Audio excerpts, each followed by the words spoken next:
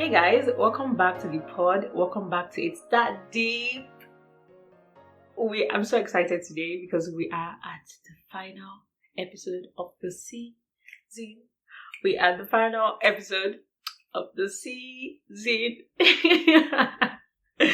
I just want to say thank you so much. I'm very animated. I am very dramatic. So it's just going to show up on here. So this episode is going to be our Wonky Wednesdays episode. So happy Wednesday or whatever day you're listening to this. Wonky Wednesdays is basically an episode where I answer your questions or give my 2 cents on your dilemmas that you shared with me.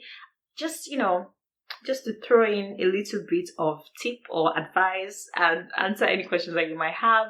And we're going to have just one this season, but by the grace of God, next season we'll have like 2 or 3. I feel like, the more I gain momentum and kind of get a sense of what you guys like and what you're listening to and stuff like that, and the more you engage and share questions, I'll be able to answer. But I felt like this was the best way to end this season. So we're going to go ahead and answer some of your questions and dilemmas. Alright, so the first one I have says, first, I love It's That Deep pod. You're so great at voicing your thoughts. Thank you. Thank you very much and thank you for listening. Secondly, right now I'm struggling with comparing myself to others, especially close friends and family. How do I navigate those comparison thoughts that creep in? Okay, so when I think of comparison, a lot of times it's rooted in the feeling of discontentment with your own life or something about your life. And I think one of the first things I would do is ask myself, what's that level of discontentment that you feel with yourself? It's important that you don't beat yourself up for feeling all those things. For me, navigating that would actually come from you actively asking like, okay, what is it that makes me feel the need to compare? What am I not necessarily pleased about in my own life? And is this something I can control? Because we want to focus on the things that we can control and kind of leave everything that's out of our control, out of our hands. Like it's literally not it can't be our problem because we cannot control it. Focusing on the things that are actually working out for me or trying to shift my perspective in terms of, okay, what can I be grateful for in this position? Or what are the little things I can work on right now that will make me feel better about myself? A lot of times, comparing ourselves is just because we have access to a lot of the information that is out there. I think comparison is something that we'll always have to deal with and kind of talk ourselves out of. It's not something that automatically just goes away. A lot of times there are things, especially with social media, there are times where we kind of find ourselves in that trap of comparison. But what has helped me is practicing gratitude, really paying attention to what's working out for me, what is working out in my life, talking to God, coming to God honestly and saying, God, I'm literally struggling with comparing myself. I'm struggling with the way that I view myself. Help me to look at myself the way you look at me. Help me to have the mindset that you want me to have. It's very important because from your mind, you then tend to start looking at it from a place of satisfaction, from a place of contentment, that this is where you need to be right now, and help me to see the things that I can work on. So for example, like I said, if you can identify the things that you can work on and improve on and you can control, then yeah, if it's within your power, then do it. Control, like work on it and see that you start improving on the way that you look at yourself or the things that you find yourself comparing on. Where do you want to get to? What is it? What about that makes you compare, and what is bringing about that level of discontentment for yourself? Those are questions that you need to ask. And the more you now practice gratitude, the more you practice honesty in praying, the more you practice, identifying what you can control, and more you practice taking active steps to improving yourself, improving the things that you can actually control and working on it. I think slowly you start to understand that I'm where I need to be, I'm the way that I am, and I can only get better from here. But it's not based off of how I look at other people. It's just based off of myself. Okay? Remember to keep affirming yourself that you are blessed to, you are favored to. If you think someone is growing or, advancing in life and you feel a bit stagnant, remember that you're in your own season, but you need to tell yourself, even though I tell you now, it doesn't do anything. You have to literally, the more you know God, the more you talk to him, you get the idea and the image of yourself, the way he looks at you. And that informs how you now look at yourself, right? And you understand that everybody's journey is just different. One thing I like to tell myself is, we're all driving, okay? The road might be rocky, but it does not mean that your car is bad. Do you understand? Your car might be slower.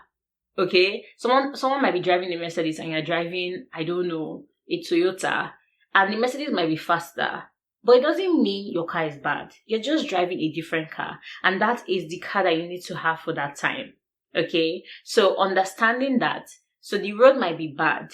You might need to kind of, go through, take it slower. Maybe some people have the SUV that can just go through the potholes easily, and you might have to slow down a little bit, but it does not mean that your Toyota is horrible. It's working and it's taking you to where you need to go. So that's how I think perspective and mindset shift is where, Christ comes in, and is where the work really comes in. It's from the mind, and it's from you taking active steps, to be honest. And also, I would say reduce the consumption of the information that you're getting, in as much as when you get information, lean into celebrating as opposed to internalizing. When someone says, oh my God, I'm in a relationship now, and maybe you're not, lean into, oh my God, I'm so happy for you, and pray for that person, and thank God. Literally do the opposite of whatever you might be feeling. So you might be happy, but if you start leaning into like, oh my God, what about me? What's going on in my own life? It's a way, that's how the mind starts, kind of working against you. So you want to lean into praying and saying, God, thank you for the gift of growth in this person's life. Thank you for reminding me that my journey is also different. The more we do it, it just becomes second nature. It gets easier as you do it. Okay? I hope that helps. The next one says, I'm in my late 20s and I'm in a bit of a long distance relationship.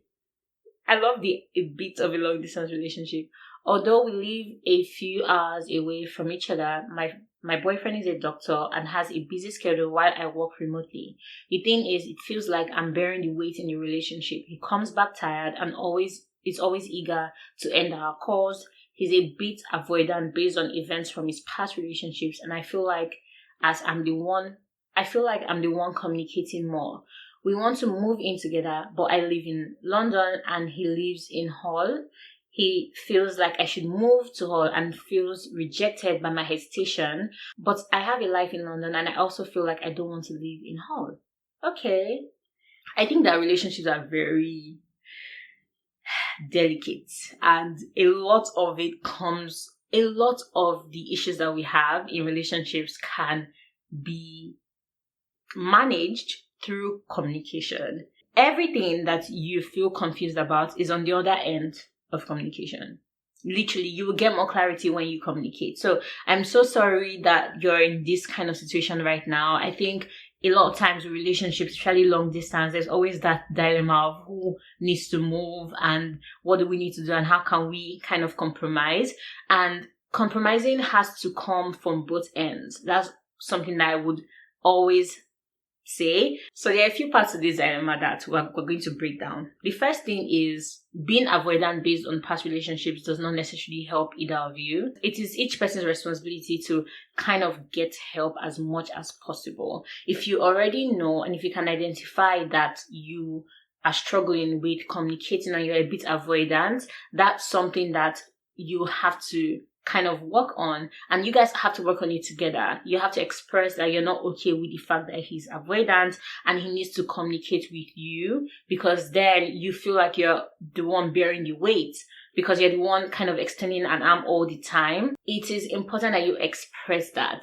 Maybe find a time where he's not working and he's not stressed. Kind of find like a good time where you guys can, have a conversation and express like, hey, I love you and I understand that so many things have happened in the past that is currently, that's kind of impacted how you are right now.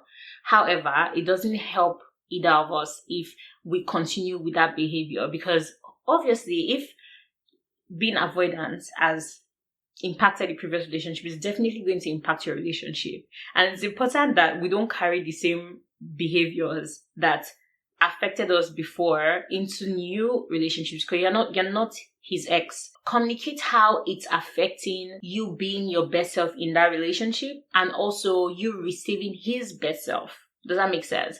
When we confront people, it's important that we don't come from a place of like, you're the one doing this and that's why I'm like this. It's more, I want you to be the best version of yourself for me, and I want to be the best version of myself as well for you, so that this relationship can work. And that can kind of ease out the conversation and the approach, In terms of him coming back late and he's tired and he's eager to get off the phone. Oh, long distance, girl, I don't know. It is work. It is work, and it is not your job. It is not just on you. It is the job for both of you to kind of make it work. Regarding moving in together, because you're the one that sent this question, I'm going to, first of all, as a woman, ask yourself what your hesitations are. Maybe you guys can move together into a new place or into a new city. I think that's a conversation that both of you can have. So at the end of the day, communication is so important, but asking yourself all these questions and approaching the conversation in a healthy way will definitely help. In the end, with relationships, you pray for the grace to know when it's like what demands endurance and what demands exit. It's a lot of prayer and a lot of conversations with God. Okay, it is not your burden to bear to constantly be the one like extending and moving and doing all of these things. It's a relationship with two people, and it has to be both ways. So it just boils down to what it is you want and how much of the pull you're having to do, how much of the push you're having to do, and what becomes too much for you to bear. The earlier you kind of come to terms with that and communicate that, then you can know based on the conversation and based on the feedback that you get what decision you need to make, and obviously through prayer. But I hope that helps. The next one says, how do I work on being more honest with God? Ooh, that's a very good question. I always say bearing it all before Jesus. Imagine you emotionally naked before Christ. That's how bearing it all comes about. It's you coming as you are and understanding that outside of everything, outside of all the practices, the going to church, the Bible study, all of that, you have a Father that you need to just talk to and communicate with. You need to come as you are and say, hi, Jesus.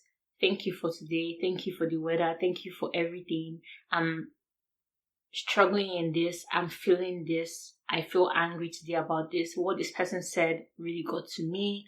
And I'm not happy with the way I said this. How can I do better? It's all of that. Every other thing that you do is a supplement to your constant communion with Christ. The more you just come into the knowledge of the fact that the best person you can be honest with is Jesus. That's it. That's number one. And how can you come honest is by not thinking too much about how you need to present yourself. And it is not easy. A lot of times we come online and there's always something that a Christian is saying that a Christian should not be doing, a Christian should be doing, how they should dress, how they should look, what they think is okay and what they don't think is okay. And so you fall into practice. You fall into activity outside of your relationship, and you realize that you're just going to church, you're singing songs. In your heart, you don't feel like you have that connection. Understanding that there's nothing else that God is requiring of you outside of you coming to Him. That's it. Literally reminding yourself that I am safe here. I can come here and I'm not having to push myself, tell myself like, oh, I should not be feeling this thing. As a Christian, I should not. Remove all those things first. Get back to the basics. The basics is you, first of all, coming to Christ. And from there, you read your Bible. Then you learn to know more about Christ. It's in prayer and in reading the Bible, because that's how. Imagine if you're making a new friend, right? And they had a manual and they said, this is everything about me. Everything about me is in this bottle. would you not go and like read, and you like this person, you want to get to know this person, wouldn't you read the labels? Wouldn't you maybe, I don't know, if they say drink, if you drink this, you know everything about me, I guess you would drink it because you want to know everything about that person. So I guess having that curiosity comes when you pray about it and you say, God, I don't feel curious about you. I don't feel like I have a yearning for you. There's nothing in me that is really yearning to spend time with you.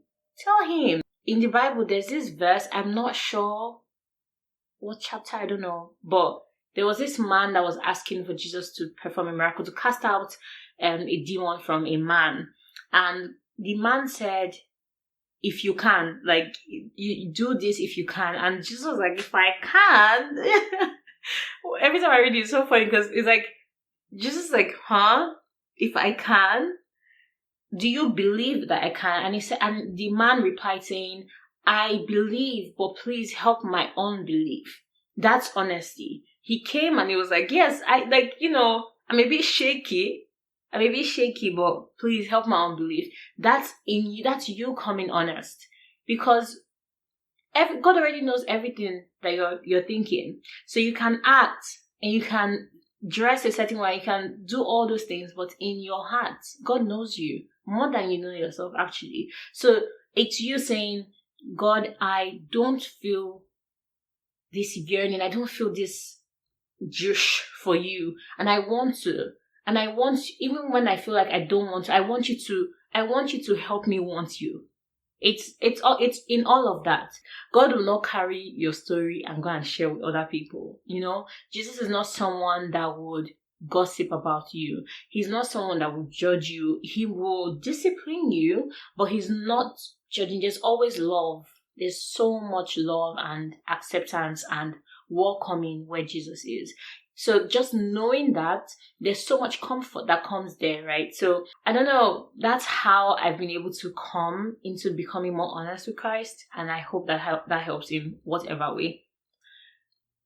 All right, the next one here says, I want to work on being consistent at the gym. I get dressed, and when I'm heading out, I start to feel uncomfortable and conscious about my body, my form, and I just end up getting in my own head. What can you advise I do on making sure that I just stay consistent with going to the gym? So I've been thinking about routine recently, and I think that the best thing about routine and kind of sticking with new things that you want to do is setting a day and time. So now you're going to the gym and you want to be consistent with going to the gym.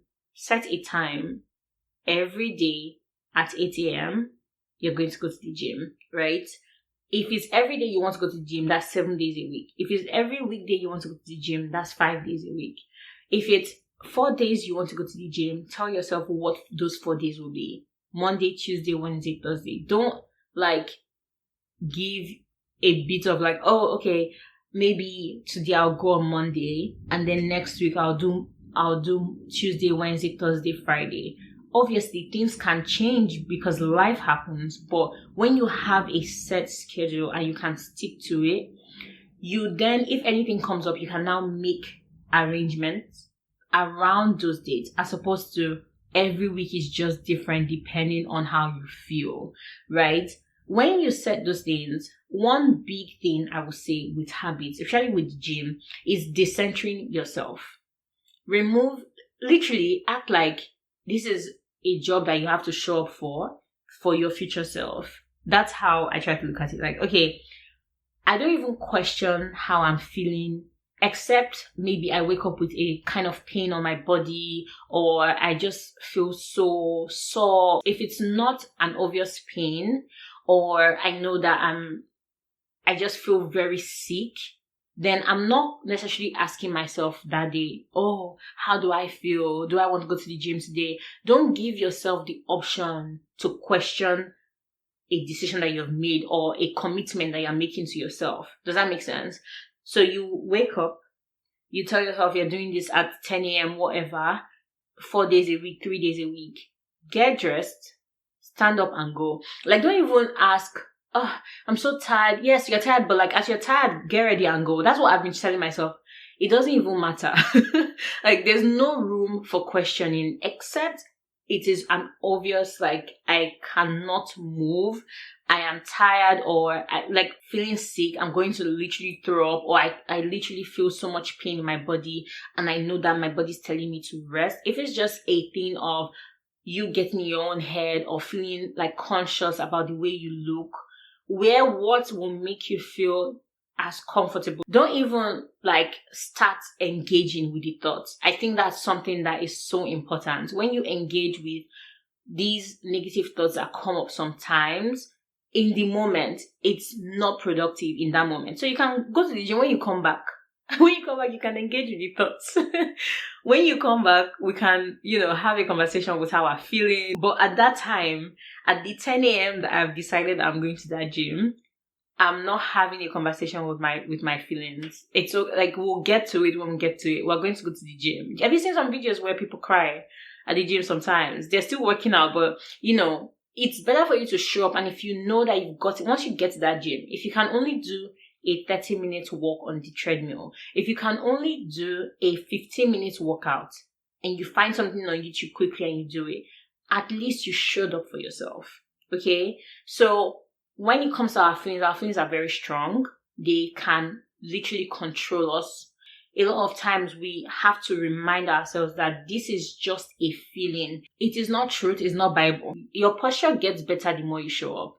It doesn't get better by you not going. It gets better the more you show up for yourself, okay? And remember, your future self will always be proud of you for showing up. All right, so our last question. Okay. It says, "Hi, Wayne. I feel my girlfriend is pressured about marriage and I feel for her. But lately, she keeps asking me about a ring and traveling back home to ask for her hand in marriage.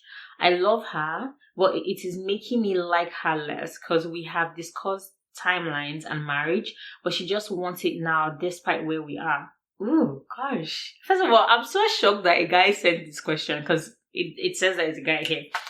It's so crazy. I kind of feel for both of you because as a woman, I know that society can be really hard and there can be a lot of pressure.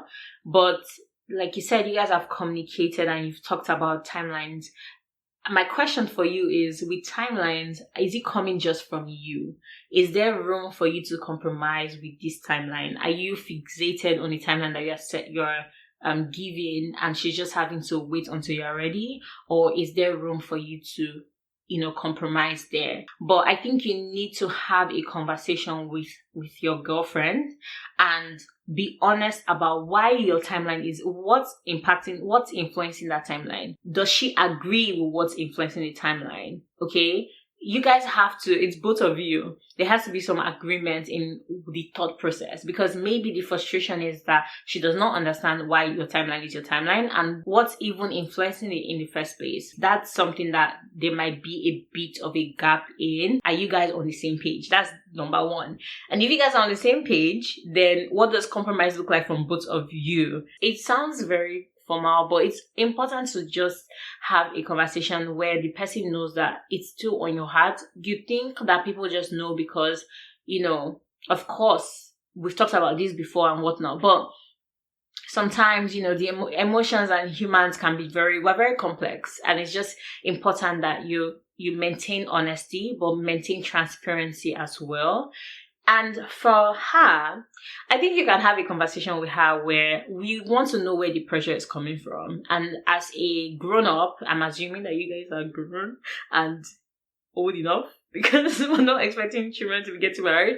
As grown-ups, she also has a responsibility to kind of manage the pressure that is coming her way, right? And I know it's not easy. A lot of women really deal with pressure, and I understand that you feel for her because it can be a lot.